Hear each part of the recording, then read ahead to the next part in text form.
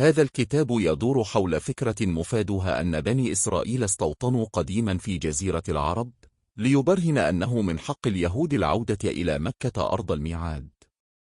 ويعتمد الطرح الذي يقدمه مؤلف الكتاب لآفي ليبكن على بحث تاريخي يزعم أن بني إسرائيل لما تاهوا ل40 عاما في البلاد كانوا في منطقة شبه الجزيرة العربية، مضيفا إلى أن جبل الطور الذي كلم الرب فيه موسى إنما هو جبل اللوز الموجود في تابوك في المملكة العربية السعودية، وليس جبل موسى المعروف في سيناء في جمهورية مصر العربية.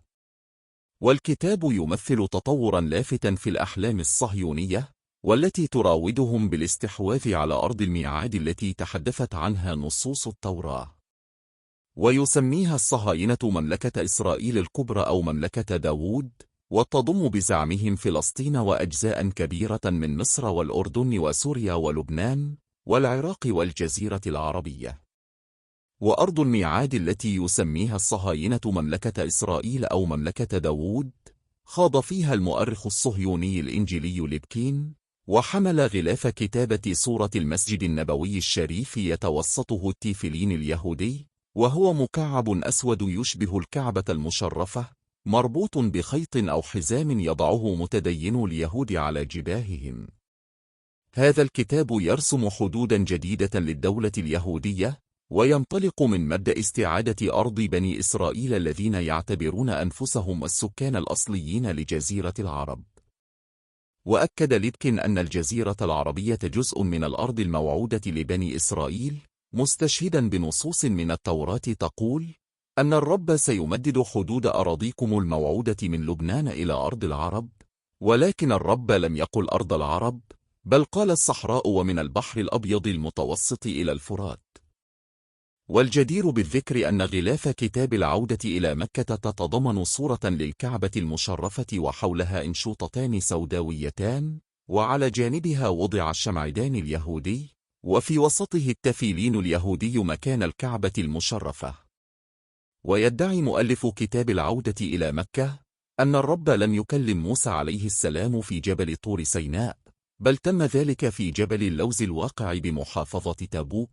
ويدعو المؤلف لتحالف مسيحي صهيوني لتحريره من المسلمين، كما يدعي أن أرض الميعاد تمتد إلى مكة المكرمة، ويدعو أيضا إلى تشكيل حلف مسيحي صهيوني لتقسيم الجزيرة العربية واحتلال الكعبة ومنع المسلمين منها.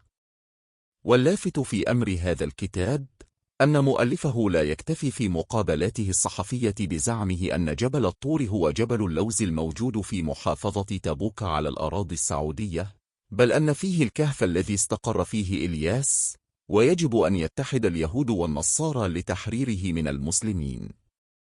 لا يكتفي هذا الصهيوني بهذا الزعم، بل يذهب بعيدا ليدعي أن أرض الميعاد تصل إلى مكة المكرمة وفق ما فهمه من نصوص التوراة التي تتحدث عن صحراء العرب.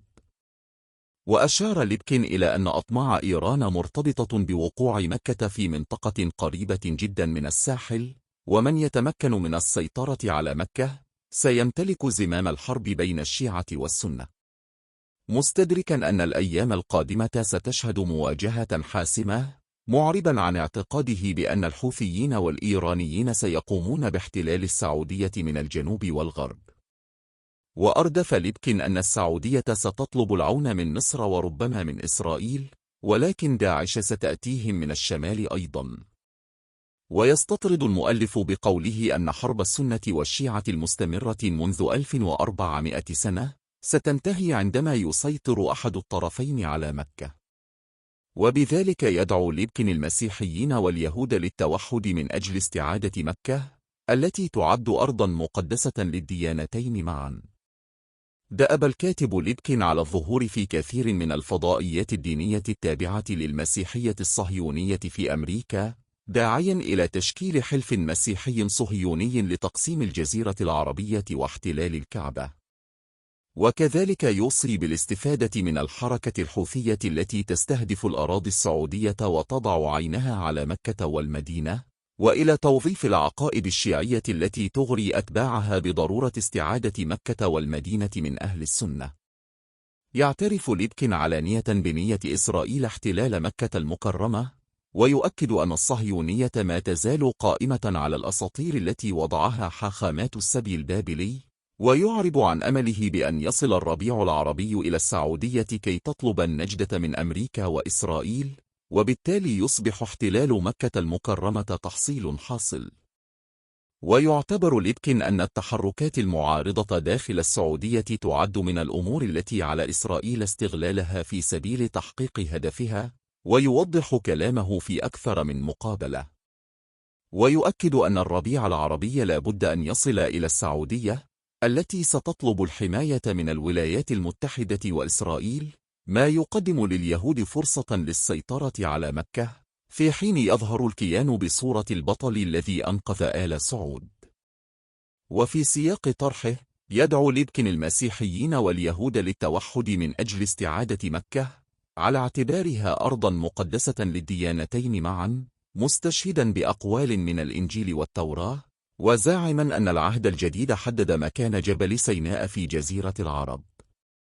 وقد أكد ليبكن مرارا خلال مقابلات عدة أن الربيع العربي لا بد أن سيصل يوما إلى جزيرة العرب، التي ستطلب بدورها الحماية من الولايات المتحدة وإسرائيل، مما يوفر لليهود فرصة عظيمة للاستيلاء على مكة، بعد تقديم الكيان الصهيوني نفسه على أنه المنقذ.